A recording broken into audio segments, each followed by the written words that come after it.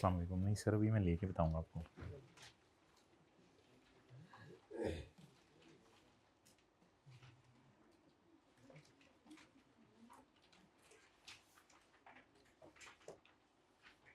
हो गया? मुझे बताओ तो सही। अच्छा जी,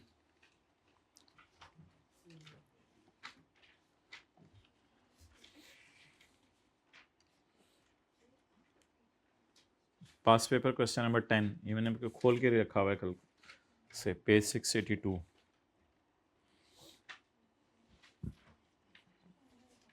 अच्छा जी, एच एल मेंटेन्स। अच्छा, थोड़ी सी ना ज़रा दो तरफा बात चलेगी तो समझ आएंगी बातें, वन साइडेड समझ नहीं आएंगी। H L maintains a provision for doubtful debt at 6%, मतलब बताएं इस लाइन का।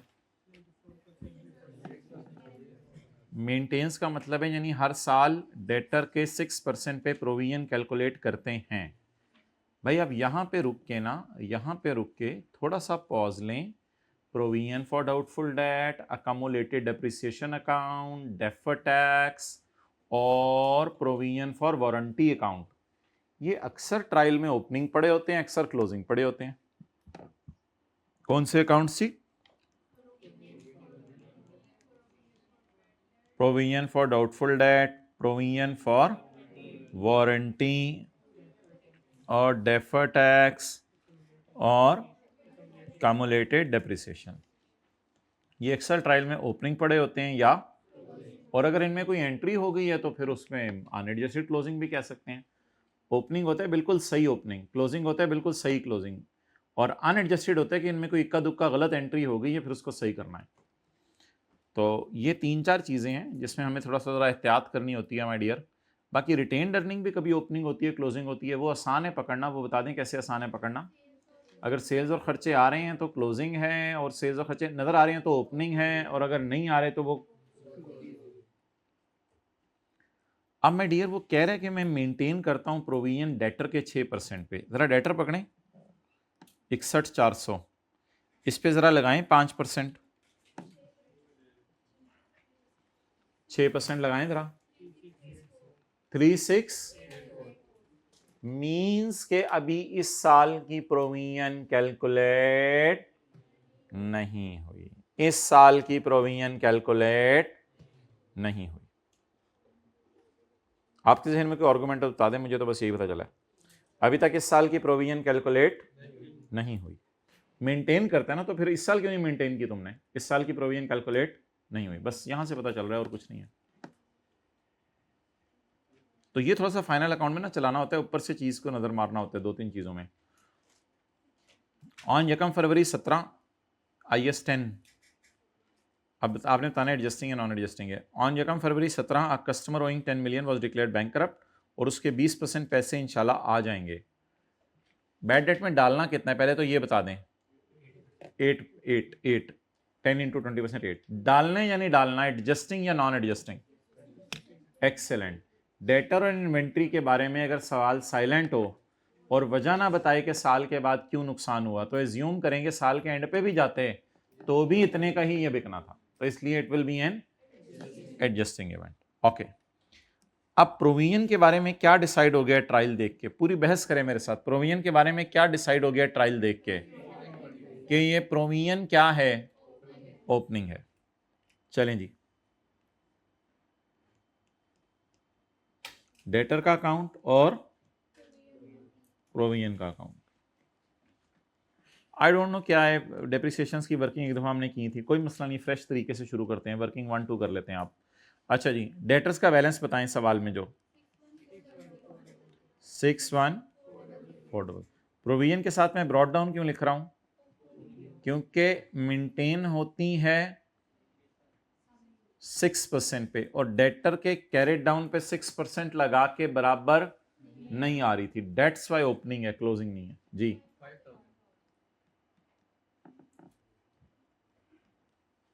सर ट्रायल पे तो क्लोजिंग लिखा हुआ है। अच्छा, ट्रायल पे क्लोजिंग लिखा होने से फर्क नहीं पड़ता, इन चीजों में फिर भी नजर रखनी पड़ती है हमें, जरूरी नहीं है क्लोजिंग हो। जैसे देखें कमल डेप्शन थी, उसके बाद उसने कुछ भी नहीं लिखा हुआ था, लेकिन नीचे जाके वाजे लिखा हुआ था no depreciation has been recorded, तो अब नीचे से ऊपर पढ़ के फिर पता चलेगा क्लोजिंग है। ऐसे ट्रायल देख के कैसे पता चलता है क्लोजिंग है या ओपनिंग, ऐसे तो नहीं पता चलता। मसला 3-4 चीज़ों का ही है, ज़्यादा चीज़ों का मसला नहीं है। ओके चलें जी, बेटर रिटर्न ऑफ की एंट्री बताएं। यहां पे जाता है 8 और यहां पे भी जाता है 8। मैंने आपको अक्सर बताया था better return of P and L के मुंह में नहीं जाता, पी एंड एल के मुंह पे जाएगा bad debt expense for the year. अब आप हजरात मुझे कैरी डाउन निकलवा दें। कितना जी? 8,000 है? Oh sorry, 53,400।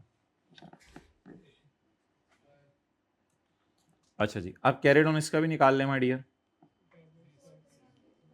53,400 into, if you want to maintain, yes I will maintain it for you, 3204 जी माय डियर। बैड डेट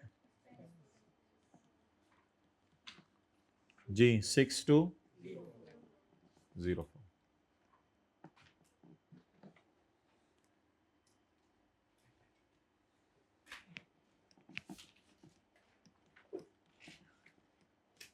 ऐसे ही हाफ हार्टेडली हम पी एंड एल भी बना लेते हैं। सेलिंग कॉस्ट सवाल में अनलकीली अवेलेबल नहीं है। बताएं माय डियर, सवाल में पी एंड एल मांगा हुआ है या P and L balance sheet, दोनों चीज़ें मांगी हुई हैं? ये हाइब्रिड में आखिरी रोज से कोई गायब हुआ है? ज़रा आप लोगों ने रिकॉर्ड रखे, मुझे फिर बताइएगा अगली क्लास में, ठीक है? ये नज़र रखा करें अपने बच्चों पे, जाने ना दिया करें। अब मुझे ये बताएं कि P and L balance sheet दोनों मांगे या सिर्फ पी एंड एल मांगे? चलें पहले इसको डिस्कस करते हैं, जर्नल एंट्री को। पहली एंट्री है debtor credit and provision debit. असल में बैड रिटर्न ऑफ की ये एंट्री होती है, डेटर से कम कर देते हैं, प्रोविजन से कम कर देते हैं। अच्छा, इस एंट्री को तो अब मैंने इन्हीं दो टी अकाउंट्स में पोस्ट करना था, इसको तो पी एंड एल में जाना नहीं। ये पहली एंट्री हो गई। पहली एंट्री आपको करनी पड़ेगी, उसने नहीं की हुई, साल के बाद पता चली है। जब साल के बाद पता चली है तो इसीलिए उसने बताई है कि हमने करनी है, तो हमने ये एंट्री कर दी अल्हम्दुलिल्लाह। लेकिन this entry will not hit P and L, this will hit debtor account which is balance sheet item, this will hit provision account that is balance sheet item. अच्छा, इसके बाद अगली entry bad debt expense debit in selling and provision credit, ये entry होती है। Bad debt expense in selling, P and L में ये जाता है। Bad debt expense in selling, bad debt expense in selling expenses debit and provision credit. But इस सवाल में सेलिंग एक्सपेंसेस अनलकीली अवेलेबल नहीं है। डेट्स वाई मजबूरी में हमने इनको कहां डालने लगे हैं? एडमिन में। डबल एंट्री, ये डबल एंट्री देखिएगा इसकी 8,000 की, ये डबल एंट्री, और provision credit P and L debit 6,204 की ये डबल एंट्री। चलें जी पोस्ट कर लें पी एंड एल में।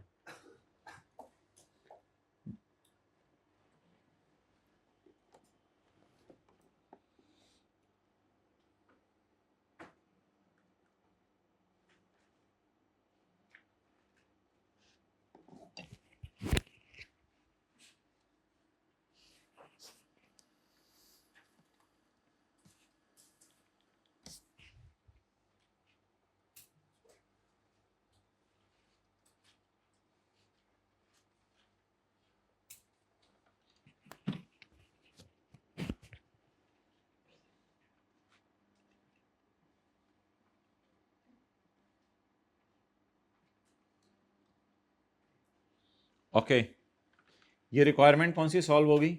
ए। अच्छा सुने खुशी की बात, रिक्वायरमेंट ए में सिर्फ पी एंड एल में ही आना था बस। एंट्रीज कितनी बनी? तो बेटर रिटर्न ऑफ की entry, debtor credit, provision debit, और बैड डेट की entry bad debt expense in P and L debit and provision credit, ये एंट्री होती है।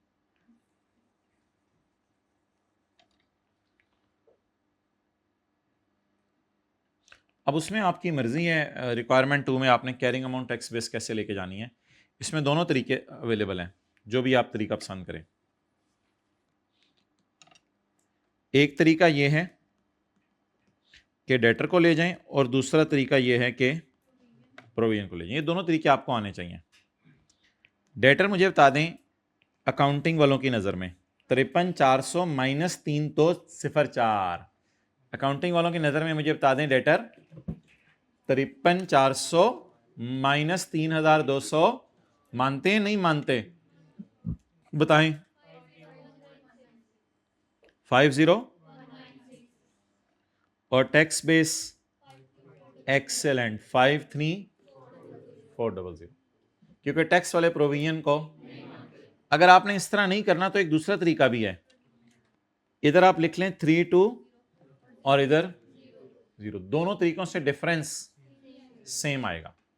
If carrying amount of asset is greater than tax base of asset, नहीं, if carrying amount of asset is less than it is a deductible temporary difference. कितना? और इधर भी difference आ रहा है, कितना? ये भी क्या है? Deductible temporary difference. ये 3204 जब कभी एक्चुअली राइट ऑफ होगा अगले सालों में, और देखिए ना ये बताया था ये कैरी डाउन अगले साल का ब्रॉड डाउन बनेगा, और जब ये ब्रॉड डाउन बनेगा अगले साल का तो फिर राइट ऑफ तो होगा, तो फिर माइनस करने की जरूरत है, इसलिए that is deductible in future. तो ये दोनों तरीके हैं, ऐसे नोट सा कर लें, फिर आगे चलते हैं। किताब पे ही नोट कर लें, एडजस्टमेंट नंबर वो लिख के कम से कम ये किताब पे नोट कर लें, क्योंकि डेफर्ड टैक्स का सवाल तो मैं नहीं करा रहा। अच्छा, करंट टैक्स में क्या करना है? इसको उल्टा देना है, इसको उल्टा देना है, बैड डेट को नहीं, बैड एक्सपेंस को उल्टा देना है और इसको माइनस कर देना।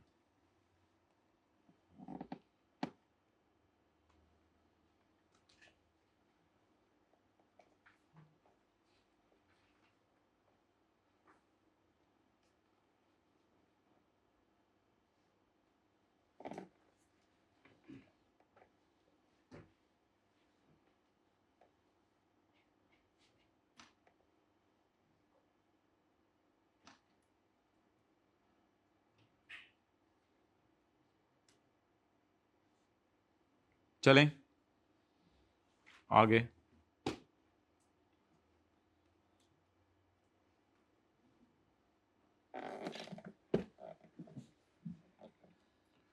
तो डेटर से भी खेल सकते हैं, प्रोविजन से डायरेक्टली भी खेल सकते हैं।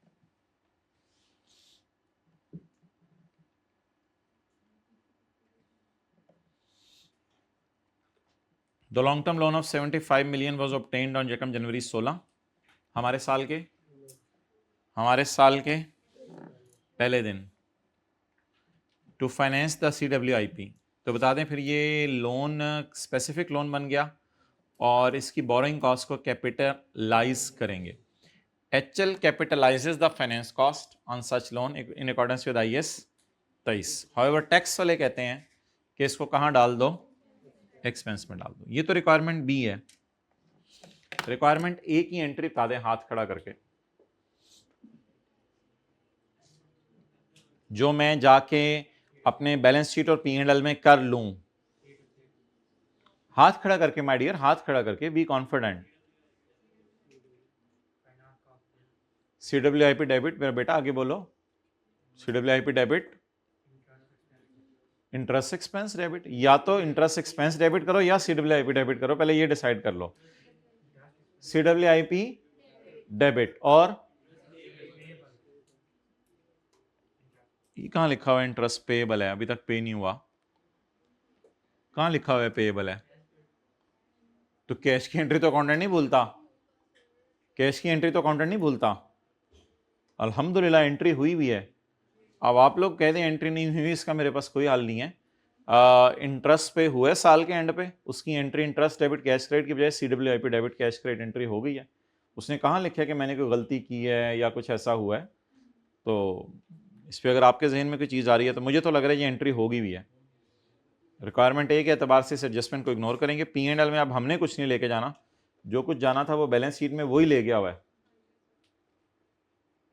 Yes you can argue, but अल्हम्दुलिल्लाह कैपिटलाइज लिखा होता तो बहुत ज्यादा अच्छा होता। मैं आपकी बात मान रहा हूँ, एचएल कैपिटलाइज लिखा होता फिर तो बिल्कुल लड़ाई नहीं थी मेरी आपकी, फिर तो मैं और आप एक ही बुक पे थे। उसने कैपिटलाइज लिख दिया यानी मैंने कर दिया कैपिटलाइज, फिर तो कोई लड़ाई नहीं थी। वो कहता है करता है कैपिटलाइज। अब मेरा सवाल है करता है लेकिन कर दिया या हमने करना है? अगर हमने करना है तो फिर आपको एंट्री करनी पड़ेगी CWIP debit interest payable credit, क्योंकि फिर कैश की एंट्री अकाउंटेंट नहीं भूला होगा। तो CWIP debit interest payable entry कर लें या CWIP डेबिट कैश क्रेडिट उसने एंट्री कर ली होगी? बस कर ली होगी, कोई मसला नहीं।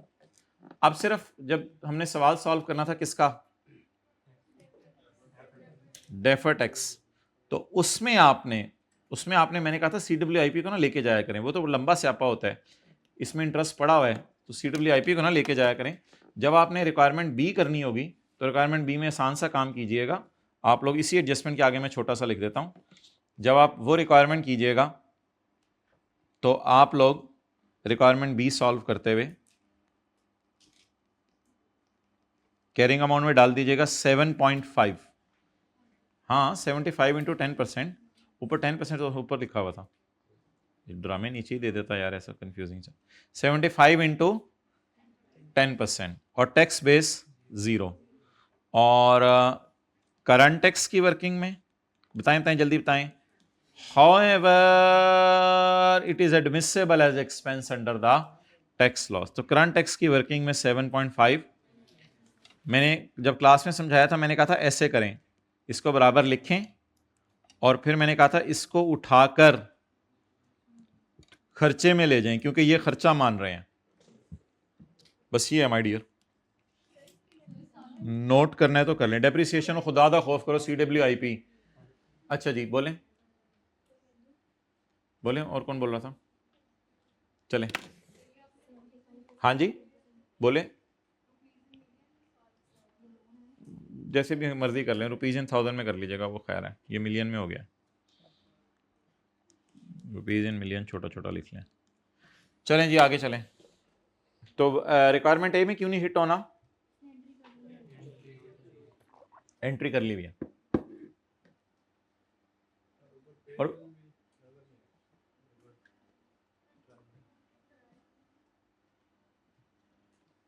आगे चलें।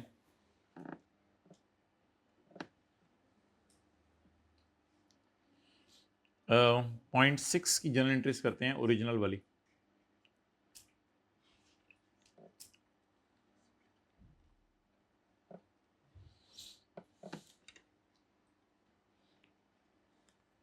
P&L आप जरा साइड पे हो।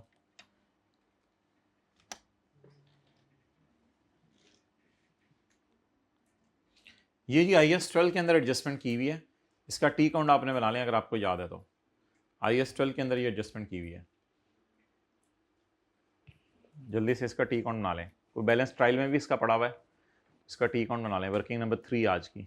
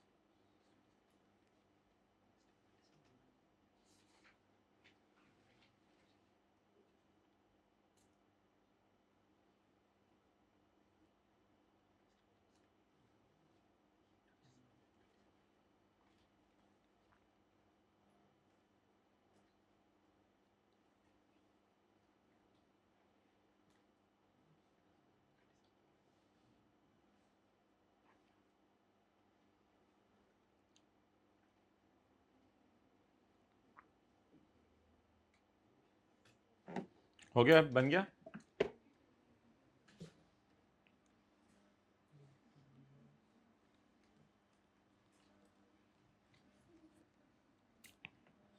एंट्रीज बताएं क्या होती हैं?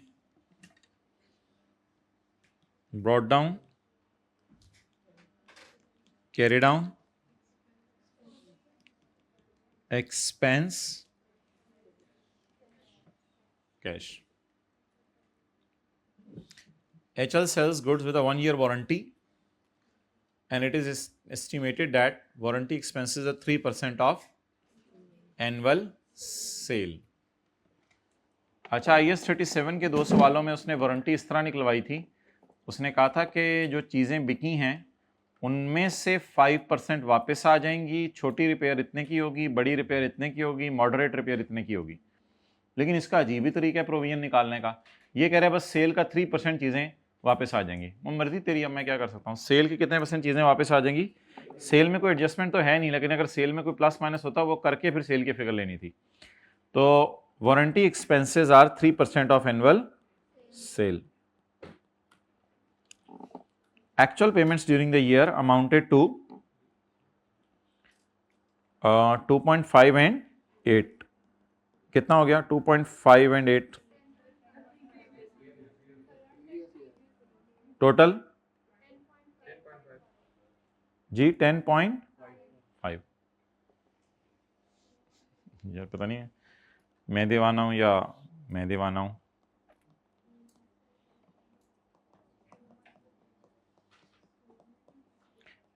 $150 is received from debtor including 100 of previous year.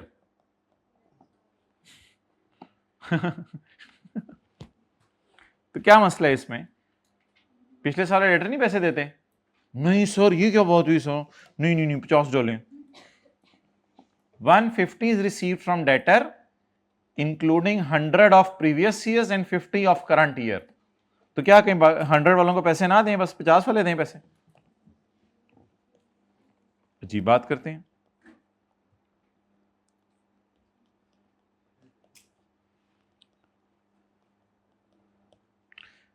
$100 loan of previous year and $20 loan obtained in this year is fully returned. Sir ये क्या बात हुई? प्रीवियस ईयर का वापस करें, वो भी आप कैश में डाल रहे हैं।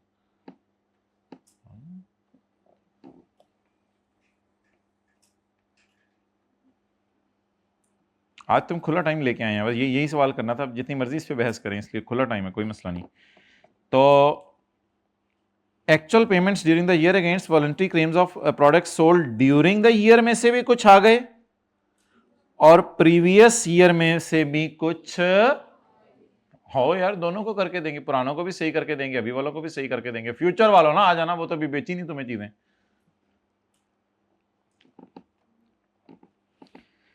These payments have been debited to admin expenses. ये डेबिट प्रोविजन में होनी चाहिए, इनको डेबिट कहां कर दिया है? एडमिन में। डेबिट तो प्रोविजन में होनी चाहिए, इनके अगेंस्ट ऑलरेडी प्रोविजन बनाई हुई है। जिसके अगेंस्ट पहले से प्रोविजन बनाई हो तो उसको प्रोविजन में डाला जाता है या उसको डायरेक्ट एक्सपेंस में डाला जाता है? इसके अगेंस्ट तो ऑलरेडी, ये तो कैश अकाउंटिंग शुरू हो गई है। फिर ये तो कह रहे जितना पे हुआ है उतना ही खर्चा है। It is a cash accounting. Cash accounting तो नहीं हम करते। These payments have been debited to admin expenses. अच्छा, आप मुझे ये बताएं, प्रोविजन अकाउंट अकाउंटेंट ने ओरिजिनल एंट्री सुन लें, expense debit, provision credit, provision debit, cash credit.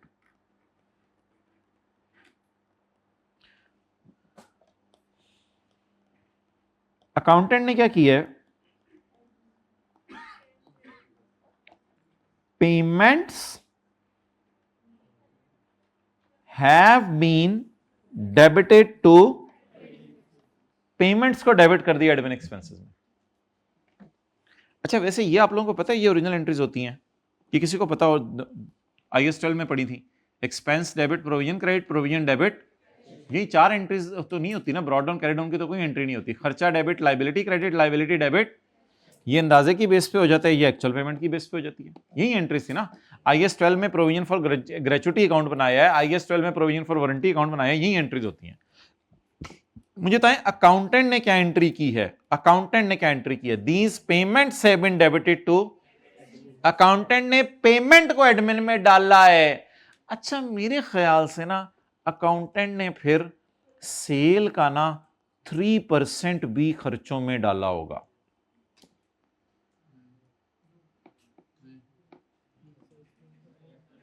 यार ये तो फिर भोंगी है ना, वो डबल डबल खर्चे रिकॉर्ड कर रहे हैं।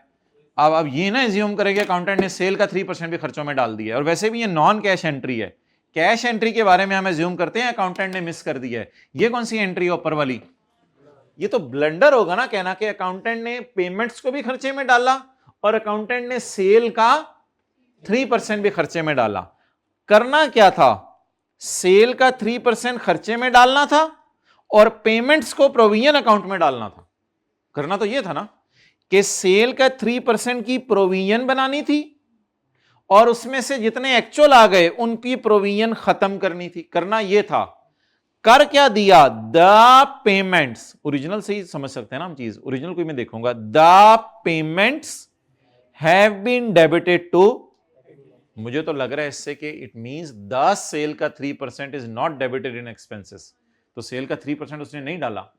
अब अगर कोई बच्चा रॉन्ग असम्पशन लेगा कि सेल का 3% भी उसने खर्चे में डाला है, तो बस फिर वो ये समझ रहा होगा कि डबल डबल एक्सपेंस रिकॉर्ड हो रहे हैं। डबल डबल एक्सपेंस कहां रिकॉर्ड होते हैं? सो डेट इज ओवर नाउ। बाकी मैं इंशाल्लाह इसमें आपको बता देता हूं कि इसमें नंबर कैसे लेने थे। हल्की फुल्की अगर किसी की गलती भी हो जाती तो इसमें नंबर कैसे लेने थे। अब अकाउंटेंट की एंट्री पढ़ के बताएं कि प्रोविजन अकाउंट कितने से हिट हुआ है? नहीं हुआ। इतनी लंबी बहस के बाद हम इस नतीजे पे पहुंचे हैं कि फिर ये ब्रॉड डाउन है। ये साबित करना था आपको, ये ब्रॉड डाउन है, इसमें कोई मसला नहीं है, अल्लाह का शुक्र है। ये ब्रॉड डाउन है, इसको उठाएं और सवाल सॉल्व करें। ब्रॉड डाउन में कोई गलतियां नहीं है, ये ब्रॉड डाउन है। कितनी एंट्रीज हो सकती हैं? मैक्सिमम 2। उसमें से उसने कौन सी कर दी? दूसरी। उसमें से उसने कौन सी कर दी? वो किसको डेबिट मारा? प्रोविजन को या एक्सपेंस को? मींस उस एंट्री ने भी प्रोविजन को हिट नहीं किया। उस एंट्री ने प्रोविजन को हिट नहीं किया और खर्चा उसने ये वाला रिकॉर्ड कर लिया है, दूसरा रिकॉर्ड नहीं किया, तो मींस के फिर प्रोविजन हिट नहीं हुई। इस एंट्री को देख के सोच लें प्रोविजन अकाउंट कितने से हिट हुआ इस साल।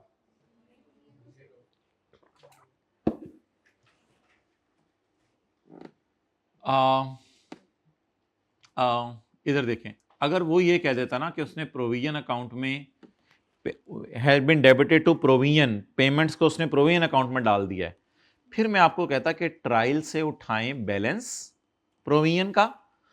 और यार इधर देखें ना, हाँ मैं आपको फिर कहता कि अगर सवाल में लिखा होता अल्हम्दुलिल्लाह the payments have been recorded in provision account, तो फिर मैं कहता ट्रायल से फिगर उठाएं और उससे प्रोविजन की फिगर उठाकर सिर्फ उसमें खर्चा डाल दें और कैरी डाउन निकाल दें, क्योंकि पेमेंट्स वो ऑलरेडी डेबिट कर चुका है। अगर उसने लिखा होता these payments have been debited to provision account, फिर मैं कहता अल्हम्दुलिल्लाह अल्हम्दुलिल्लाह अल्हम्दुलिल्लाह, ये तो बड़ा अच्छा हो गया, ये एंट्री तूने कर दी, ये मेरे से करा ले। तो फिर मैं ट्रायल वाली फिगर उठाता, ट्रायल वाली फिगर उठा के उसमें खर्चा डाल देता।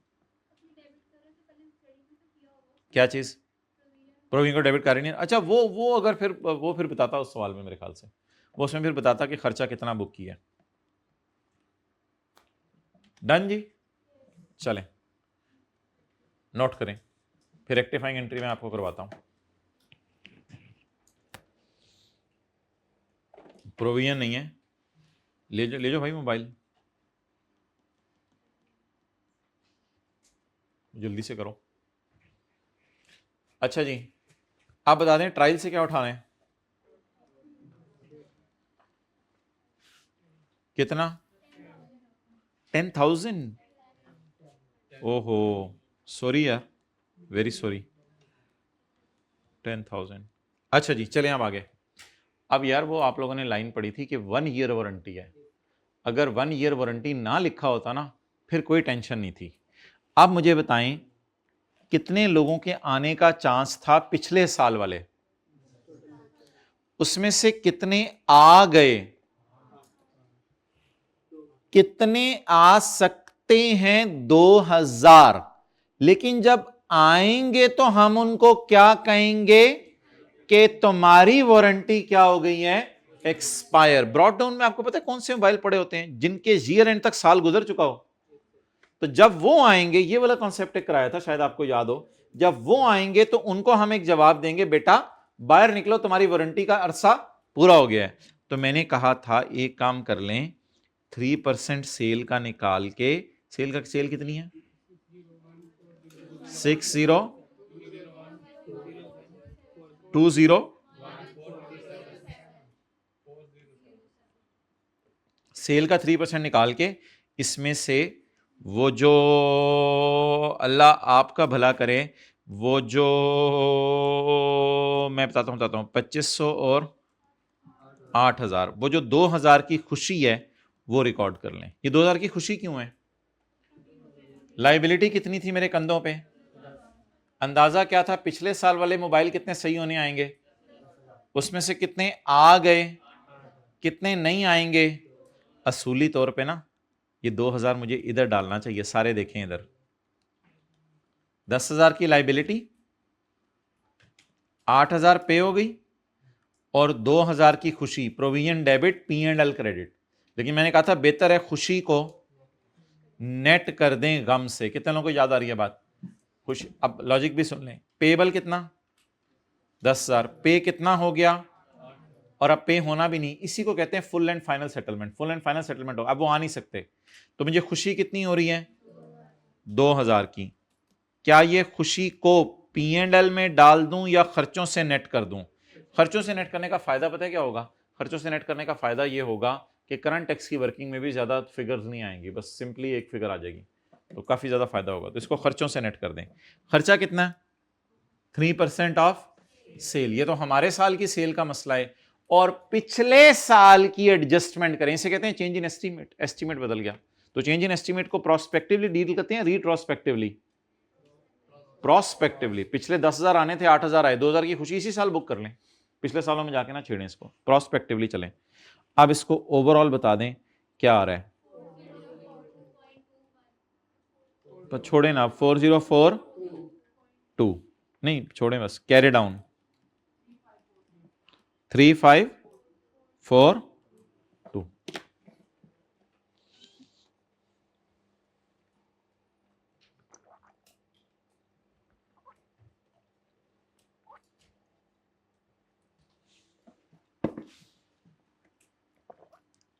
चलें जी, बिस्मिल्लाहिर्रहमानिर्रहीम। अच्छा, अब रिक्वायरमेंट बी मैं नहीं करा रहा, रिक्वायरमेंट बी आसान है।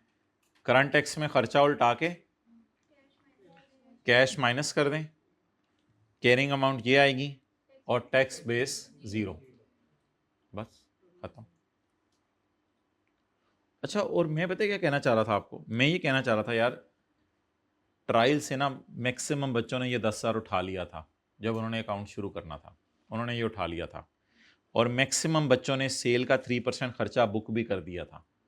ठीक है, -2,000 नहीं किया था, इससे क्या होगा, कुछ थोड़ा सा नंबर कट जाएगा। और अल्लाह का शुक्र है बच्चों ने पेमेंट्स भी डाल दी थी, जिन्होंने IAS 12 का वो सवाल रिवाइज किया हुआ था, उन्होंने पेमेंट पूरी डाल दी थी, और उसके बाद कैरी डाउन उनका गलत आ गया था। लेकिन इंस्टेड ऑफ ऑल दिस, उनके पार्ट ए के अंदर सिर्फ मार्क्स कट गए 2,000 माइनस ना करने के। पार्ट बी में जब वो गए तो उन्होंने जब इसको उल्टा के इससे माइनस किया और कैरिंग अमाउंट इसकी डाली और टैक्स बेस डाली और आगे बड़ा बड़ा DTD लिखा, they got complete marks in part B. तो अगर इस एडजस्टमेंट का सर पैर भी आपको समझ ना आए तो still you can get 70% marks, 70-80% marks इस एडजस्टमेंट से फिर भी आ जाने थे।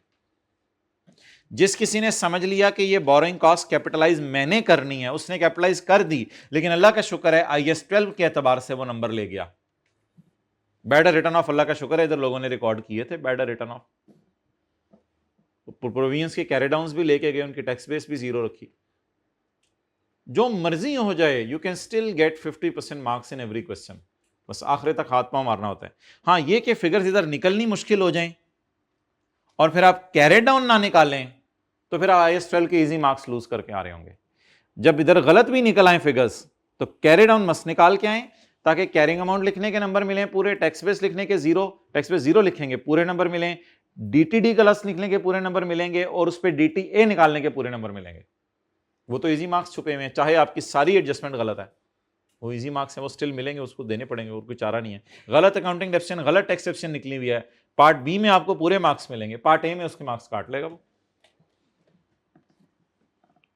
हाँ कभी गए हो ना आई के, फिर इनको बताओ, बातें करना इधर बैठ के आसान है, हमें पता बताएं, हम इंट्रो FR1 में होके आए हैं। अच्छा जी, माने ना माने आप लोग आधी चीज़ें, आप लोगों की तो बात नहीं कर रहा, कोई ना कोई ऐसे ही छोड़ आते हैं फिर चीज़ें, हल्का फुल्का चीज़ समझ नहीं आ रही होती आगे वाली वैसे ही छोड़ आते हैं जी। बोलें खर्चा 4042 और प्रोविजन 10,500। हाँ अच्छा जी, अकाउंट रॉन्ग एंट्री नहीं, अकाउंटेंट वाली एंट्री, अकाउंटेंट वाली बोलें। चलें जी, रेक्टिफाइंग एंट्री ठोक दें जी। एक्सपेंस डेबिट कितने से, और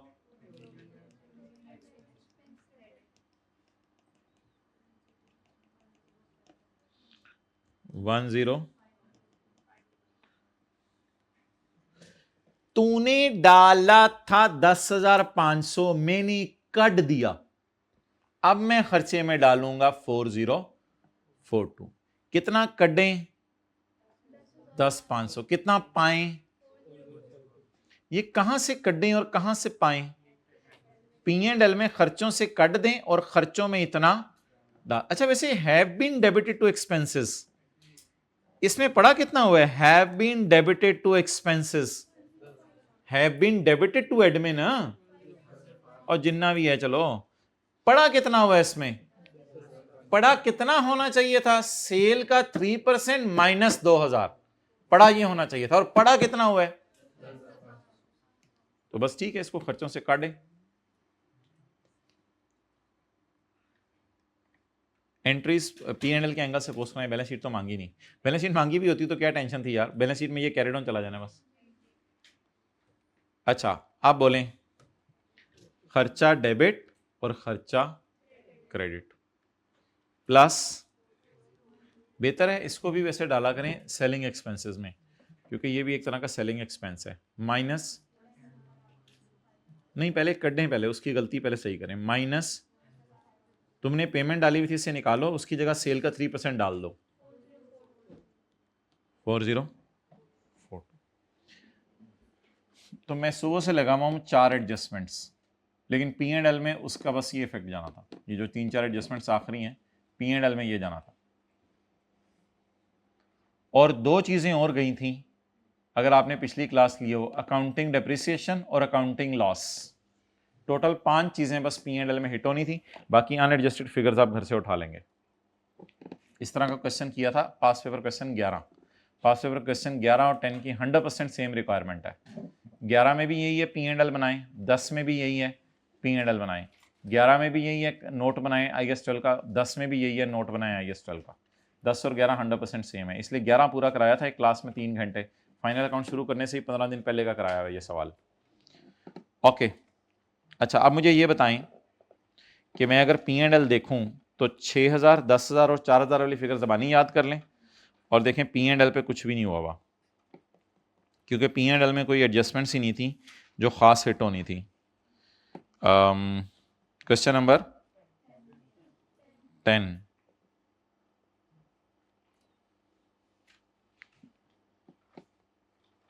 ये देखें, ये 2 मैंने आपको उसी दिन दिखा दी थी, अकाउंटिंग डेप्रिसिएशन और लॉस, ये मैंने उस दिन दिखा दी थी, और ये 6,000, 4,000 और 10,5 ये मैंने आपको आज दिखा दी।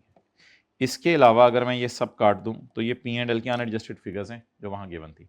हाँ ये पास पेपर क्वेश्चन 11 में हमने क्लास में किया था कि इन दोनों को पेंडिंग डल कर दिया था, फिर जब रिक्वायरमेंट B सॉल्व करके आए थे तो वहाँ से करंट टैक्स उठाया था, क्योंकि आपको पता है ये PBT आगे यूज़ होता है, तो ये PBT आगे यूज़ होता है, ये कहाँ चला जाना था, टू रिक्वायरमेंट नंबर B, फिर वहाँ से इसने करंट और डेफर्ड लेके आ जाना था।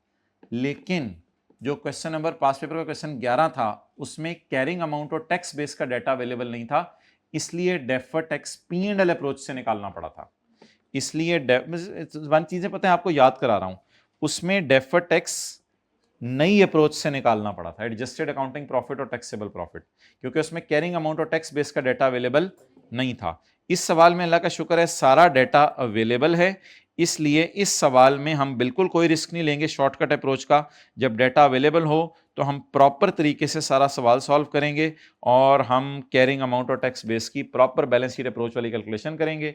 अल्लाह का शुक्र है टी काउंट का कैरी डाउन निकालेंगे, ब्रॉड डाउन गिवन होगा, बैलेंसिंग को dt ई में डाल देंगे।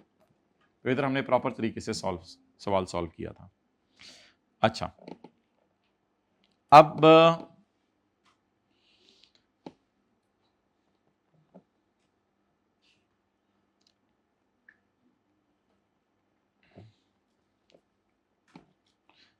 थोड़ी सी डिस्कशन करके मुझे ये बता दें कि अकम्युलेटेड डेप्रिसिएशन का अकाउंट का बैलेंस ब्रॉड डाउन क्यों था। अकम्युलेटेड डेप्रिसिएशन अकाउंट में कितनी चीजें जाती हैं, जल्दी बताएं। 2। यार मुझे तो अकम्युलेटेड डेप्रिसिएशन अकाउंट भी इसी तरह का लगता है। अकम्युलेटेड डेप्रिसिएशन अकाउंट, इधर डेप्रिसिएशन जाती है और इधर डिस्पोजल जाती है। तो 2 चीजें जाती हैं अकम्युलेटेड डेप्रिसिएशन अकाउंट के अंदर, और ब्रॉड डाउन कैरी डाउन होता है। ठीक है, तो इस अकाउंट में 2 चीजें जाती हैं। अब जब इस अकाउंट में 2 चीजें जाती हैं तो सवाल अब और इससे ज्यादा क्या चीख के पुकारे, इससे ज्यादा क्या वो कहे कि no depreciation has been recorded, तो डेप्रिसिएशन गई नहीं, और डिस्पोजल वाज नॉट रिकॉर्डेड, और डिस्पोजल भी गई नहीं। ना डिस्पोजल रिकॉर्ड हुई ना डेप्रिसिएशन रिकॉर्ड हुई। इट मींस अल्हम्दुलिल्लाह these 2 lines means that this is brought down। मसला मैंने तय ये 3-4 अकाउंट्स का ही होता है, ज्यादा मसला नहीं होता अकाउंट्स का। अच्छा आगे चलें। Provision for bad debt maintain किस पे होती है, 6% पे। जरा चेक करें 6 निकल रही है, बोले बोले बोले बोले, बोले। नहीं निकल रही। इट मींस कि it is not carry down, it is brought down, बस। नेक्स्ट, ये तो एंट्री थी ना, ये टी काउंट थी ना। आ गया मसला, आ गया इसका। इसमें शायद मुझे लगता है, आप लोगों को देख के मुझे फील हुआ है कि शायद जो 2 एंट्रीज हमने पहली दफा इस तरह लिखी हैं, शायद टी काउंट तो हमने बनाया हुआ, कई दफा एंट्री इस तरह नहीं लिखी कभी। तो 2 एंट्रियां होती हैं, एक्सपेंस डेबिट प्रोविजन क्रेडिट और प्रोविजन डेबिट कैश क्रेडिट। ये अकाउंट बन, ये 2 एंट्रीज हो गई। अब इसमें से कौन सी एंट्री अकाउंटेंट नहीं भूल सकता, these payments have been debited to, इन पेमेंट्स को उसने कहां डाल दिया है, एडमिन एक्सपेंस। मींस कि और कोई एक्सपेंस रिकॉर्ड नहीं किया। तो रॉन्ग एंट्रीज पे नजर मार के देखें, अकाउंटेंट वाली एंट्रीज पे, कि क्या बैलेंस पड़ा हुआ है प्रोविजन का, कितने से हिट हुआ है। अगर प्रोविजन हिट नहीं हुआ तो इट मींस कि ये प्रोविजन का भी कौन सा बैलेंस पड़ा हुआ है, ब्रॉड डाउन बैलेंस पड़ा हुआ। ओके, अब देखिए, there are some questions which are very clear. There are accumulated depreciation account and deferred tax balances, and these are very clear कि accumulated depreciation भी ओपनिंग है और ये भी क्या है, ओपनिंग है। अच्छा, स्टॉक में ये होता है कि स्टॉक में अगर क्लोजिंग स्टॉक पड़ा हो ना, तो वो कॉस्ट ऑफ सेल निकल चुकी होती है, और जिस सवाल में परचेज पड़ी होगी उसमें फिर क्लोजिंग स्टॉक नहीं होगा, उसमें फिर क्लोजिंग स्टॉक अदर इंफॉर्मेशन में दिया होगा। तो एक बात याद रखिएगा कि कॉस्ट ऑफ सेल दी हुई है, अब सवाल बताए ना बताए, means stock in trial is नहीं ओपनिंग नहीं हो सकता। कॉस्ट ऑफ सेल निकल चुकी है my dear, cost of sale निकल चुकी है का मतलब है ओपनिंग जमा परचेज नहीं नजर आ रहा। आपको ट्रायल में या तो ओपनिंग और परचेज नजर आएगी, या कॉस्ट ऑफ सेल और क्लोजिंग नजर आएगा। अगर कॉस्ट ऑफ सेल नजर आ रही है तो इसका मतलब है ओपनिंग स्टॉक और परचेज कहां छुपी हुई है। अच्छा, ओपनिंग स्टॉक क्यों नहीं नजर आ रहा, चलें ये बताएं, ओपनिंग स्टॉक क्यों नहीं नजर आ रहा, कॉस्ट ऑफ सेल में पड़ा हुआ है। परचेजेस क्यों नहीं नजर आ रही, क्लोजिंग स्टॉक यहां से माइनस करके मैंने अलग लाइन के तौर पे डाला हुआ है ना इधर, तो इसका मतलब है ओपनिंग और परचेज कॉस्ट ऑफ सेल में छुप गए हैं, वहां से क्लोजिंग माइनस करके मैंने नीचे डाल दिया। तो ये भी लिख लें, जब भी कॉस्ट ऑफ सेल नजर आएगी इसका मतलब होगा, क्वेश्चन 9 है, इसका मतलब होगा कि इन्वेंट्री क्या पड़ी हुई है। अगर इन्वेंट्री से क्लोजिंग ना लिखा होता तो भी क्लोजिंग लेनी थी आपने।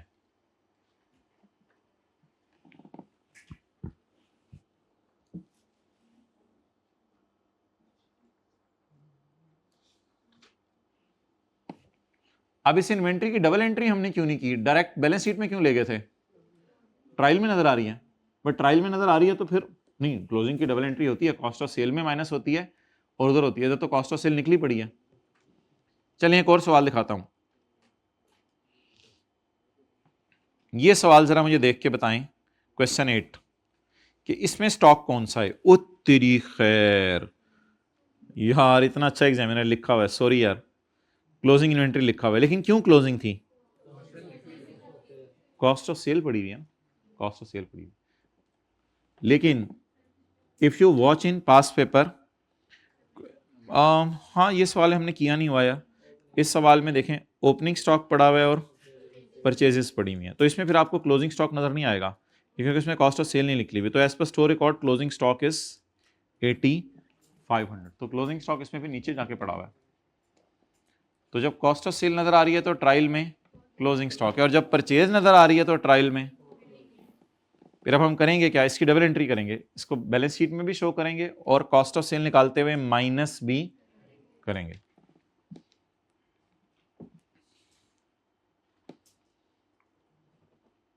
अच्छा जी, अब देखिए ना कुछ सवाल बिल्कुल इजी आ रहे हैं, जैसे पास पेपर क्वेश्चन 5 है, इधर तो स्टॉक पड़ा हुआ है ना क्योंकि कॉस्ट ऑफ सेल पड़ी हुई है, लेकिन इधर देखें अकोमोडेशन के साथ खुद लिखा हुआ है क्या, ओपनिंग है, बस बात खत्म।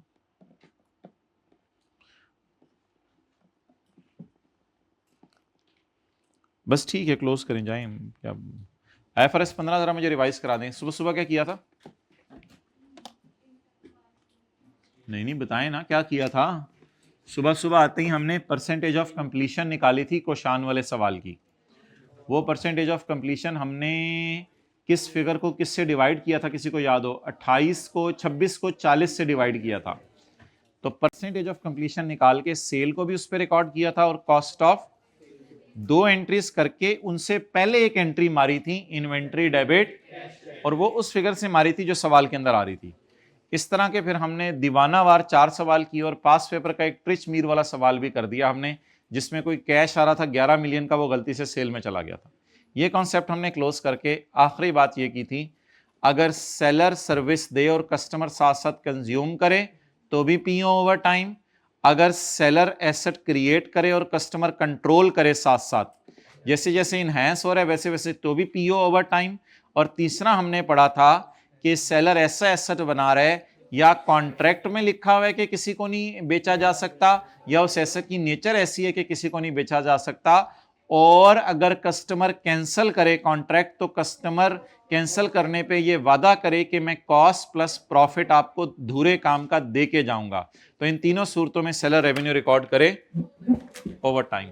और साइमल्टेनियसली कंज्यूम एंड रिसीव, पहले पॉइंट में एक लाइन लिखवाई थी, वो हाथ खड़ा करके बता दें किसी को याद हो। जैसे जैसे बिजली वाले मुझे बिजली भेज रहे हैं, तो अगर मैं इसको कैंसिल करवा कर बकाया क्लास जनरेटर पे लेना चाहूं किसी और सप्लायर के जरिए, तो उसको पुराना काम दोबारा करके मुझे देना पड़ेगा आधी क्लास का, या वो बिजली कंज्यूम हो गई है। तो साथ साथ वो सर्विस दे रहे, मैं कंज्यूम कर रहा हूं। इस बात का एविडेंस ऐसे पता चलता है कि अगर अगले को नए बंदे को काम रीपरफॉर्म ना करना पड़े, तो इसका मतलब है कि ये क्राइटेरिया पूरा, और सेलर रेवेन्यू रिकॉर्ड करें ओवर टाइम। मल्टी प्रोसेसिंग इसकी इतनी तेज है कि साथ साथ पैक कर रहा था, साथ साथ मेरी बातें सुन रहा था। यार तो बंदा, ये बंदा बहुत कमाल है माशाल्लाह। ये जो है ना, आप लोग भी बहुत कमाल हैं, आप भी इंशाल्लाह टीए बनोगे, आप भी बनोगे। ये